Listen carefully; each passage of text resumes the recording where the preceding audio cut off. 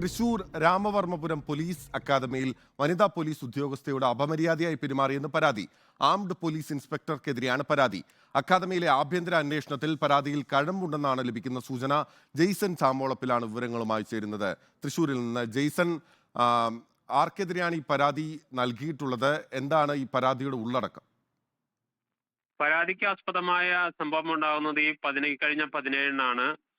പ്രേമൻ കടന്നപ്പള്ളി എന്ന ഒരു CI റാങ്കിലുള്ള ഉദ്യോഗസ്ഥനെതിരെയാണ് ഇപ്പോൾ വനിതാ സിവിൽ പോലീസ് ഉദ്യോഗസ്ഥ പരാതി നൽകിയിരിക്കുന്നത്.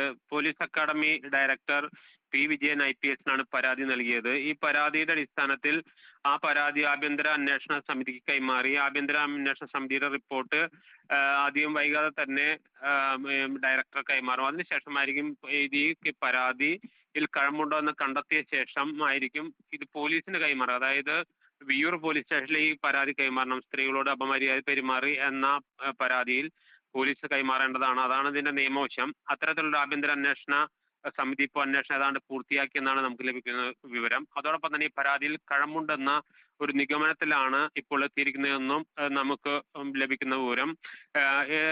വളരെ മോശമായി പലതവണ പെരുമാറി എന്ന് പറയുന്നുണ്ടെങ്കിൽ പോലും അത് സംബന്ധിച്ച് നമുക്ക് ഒരു വ്യക്തതയില്ലെങ്കിൽ പോലും ആംഡ് പോലീസ് ഇൻസ്പെക്ടറായ പ്രേമൻ കടന്നപ്പള്ളിക്കെതിരെ അവർക്ക് കീഴിൽ പ്രവർത്തിക്കുന്ന അവരുടെ ടീമിലുള്ള വനിതാ സിവിൽ പോലീസ് ഉദ്യോഗസ്ഥയാണ് ഇപ്പോൾ പരാതി നൽകിയിരിക്കുന്നത്. ആ പരാതിയിന്മേൽ ഇപ്പോൾ തുടർ നടപടികൾ എടുത്തു വരികയാണ്.